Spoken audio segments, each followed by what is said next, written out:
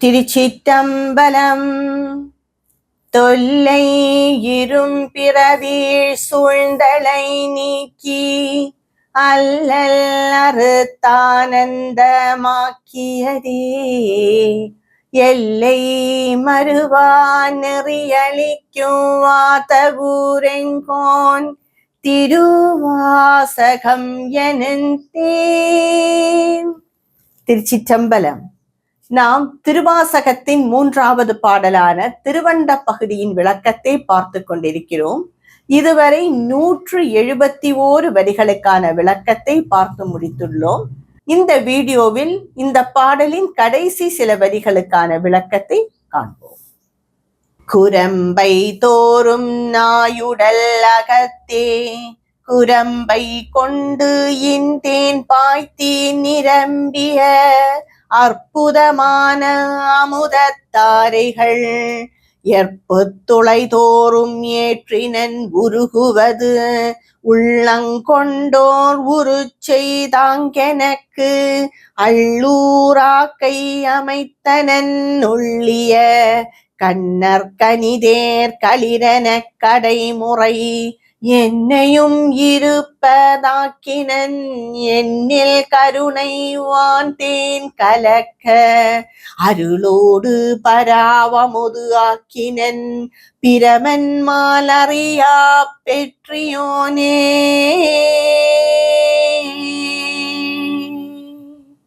திருச்சிற்றம்பலம். இந்த கடைசி சில வரிகளில் கூட மாணிக்கவாசகர் அடிகளார் சிவன் அவளுக்கு அருளியதை பற்றி மிகவும் நெகிழ்ந்து புகழ்ந்து கூறுகிறார். குரம்பை என்றால் இருப்பிடம், குடில், இது போல்தான். குரம்பை தோறும் நாயுடல் அகத்தே குரம்பை கொண்டு இன்தேன் பாய்த்தி நிரப்பிய அற்புதமான அமுதத்தாரைகள் எற்புத்துளைதோறும் ஏற்றினன் உருகுவது. அதாவது இந்த தகுதியற்ற உடலின் உள் நீ இருந்து, இந்த தகுதியற்ற உடல் என்று ஏன் கூறுகிறார் என்றால், எவ்வளவோ ஞானிகள் அவருக்காகவே தபசிருக்கிறார்கள், வாழ்க்கை முழுவதும் சிவனை நினைத்தே இருக்கிறார்கள். அவர்களுக்கெல்லாம் அருள் செய்யாமல் ஒரு சாதாரண பக்தனான எனக்கு நீ அருள் செய்து என்னுள் நீ நிறைந்து என்னுடைய குரம்பை கொண்டு என்றால் பாதையில், என்னுடைய எல்லா பாதையிலும், அதாவது பாதைகள் ஆன நரம்புகள், எலும்புகள், இதன் உள் எல்லாம் நீ அந்த சிவானந்தத்தை நிரப்பி விட்டாய். என் உடல் முழுதும் சிவானந்தம் ஓடுகிறது அப்பா. என் உடலே சிவானந்தத்தால் திளைத்து போய் நிற்கிறது, நிரம்பி நிற்கிறது. இந்த உடலோ அந்த அளவுக்கு என்ன செய்தது? ஒரு சாதாரண தகுதியற்ற உடல் தான். மாணிக்கவாசகர் எப்பொழுதுமே உடலை நாயோடுதான் ஒப்பிட்டு கூறுகிறார். அவருடைய சிவபுராணத்திலும் சரி, இந்த பாடலிலும் சரி. ஏனென்றால் எங்கு உணவு கிடைக்கிறதோ அங்கே போய் இருந்து அந்த உடல் சாப்பிட்டு கொண்டு வருகிறது, இவ்வளவுதான். இந்த தகுதியற்ற உடலின் அகத்து நீ ஏறி அதன் முழுதும் நரம்புகளிலும் எலும்புகளிலும் எல்லாம் நீ சிவானந்தத்தை நிரப்பி விட்டாய். உள்ளுங்கொண்டோர் உருச்சை தாங்கெனக்கு அள்ளூராக்கை அமைத்தனன். இந்த உடம்பை நீ அதற்காகவே ஆக்கியிருக்கிறாய்.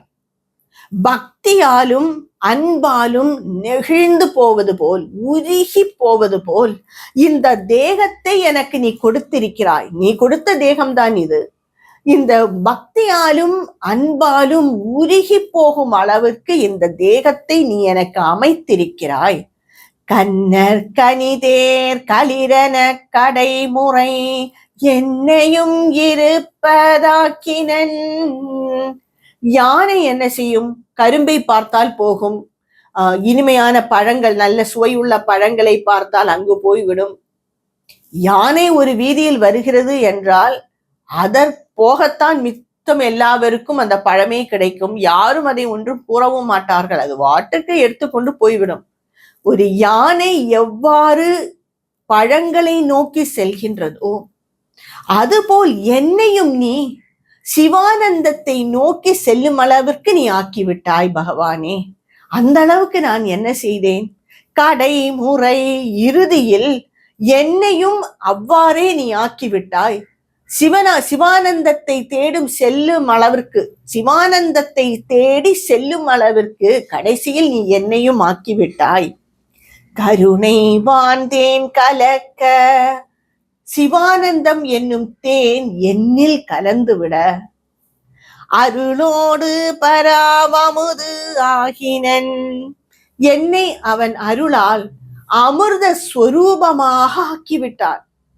அந்த சிவானந்தம் என் மனதில் நிறைந்து நிறைந்து நிறைந்து அது என் நரம்புகளிலும் எலும்புகளிலும் வழியெல்லாம் சென்று இந்த உடல் முழுவதும் சிவானந்தம் நிறைந்து விட்டது. நான் இப்பொழுது ஒரு சிவானந்த ஸ்வரூபமாக இருக்கிறேன், ஒரு அமிர்த ஸ்வரூபமாக நான் இருக்கிறேன். எப்பேற்பட்டவனப்பா நீ?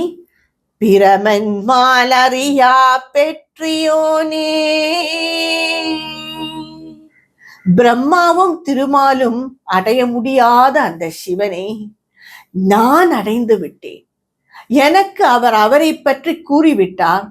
அவரை பற்றி கூறி இந்த உடலிலும் இந்த மனதிலும் சிவானந்தத்தை நிரப்பிவிட்டார். பிரம்மாவும் திருமாலும் அடைய முடியாத அந்த சிவனை நான் அடைந்து விட்டேன் என்று கூறி இந்த அழகான வார்த்தைகளுடன் இந்த பாடலை முடித்திருக்கிறார் மாணிக்கவாசக அடிகளார்.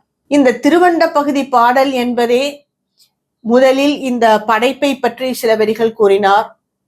மித்தம் எல்லாமும் அவர் சிவன் அவருக்கு அருள் செய்ததையே கூறுகிறார்.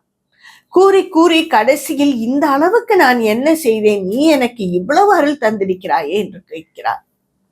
இதுதான் திருவாசகம். இந்த திருவாசகத்திற்கு வேறு வாசகம் இல்லை என்று கூறுவதும் இதனால் தான். இதை படிக்க படிக்க என்னவோ நம்முள்ளும் அந்த சிவானந்தம் ஏறிவிட்டது போல், நிறைந்து விட்டது போல் நமக்கே தோன்றும். இதை படிப்பது உபனிஷத்துக்கள் படிப்பதற்கு இணையானது. பக்தி ரசத்தில் அது நம்மை முக்தியில் கொண்டு விடும்.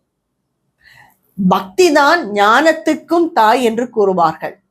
இந்த பக்தியை நிரப்பி நிரப்பி அது ஒரு ஞானம் பெறும் அளவுக்கு அதை கொண்டு விட்டுவிடும். இதை மீண்டும் மீண்டும் புரிந்து படிக்க படிக்க நம்முள்ளும் அந்த மாணிக்கவாசகர் அடிகளார் அனுபவித்த அந்த சிவானந்தத்தை நாமும் அனுபவிக்கலாம் என்று கூறுகிறார்கள். உண்மையும் அதுதான். ஏதோ ஒரு உணர்ச்சி, ஏதோ ஒரு மாற்றம் நமக்குள் வரும் இந்த திருவாசகத்தை படித்தார். இவருடைய மிக அழகான பாடல் அடுத்து வருவது. எல்லாமே அழகான பாடல்கள் தான். அடுத்து 4வது பாடலாக வருவது போற்றி திரு அகவல். இந்த போற்றி திரு அகவலின் விளக்கத்தை என்னுடைய அடுத்த வீடியோவில் இருந்து தொடர்ச்சியாக காண்போம். திருச்சிற்றம்பலம்.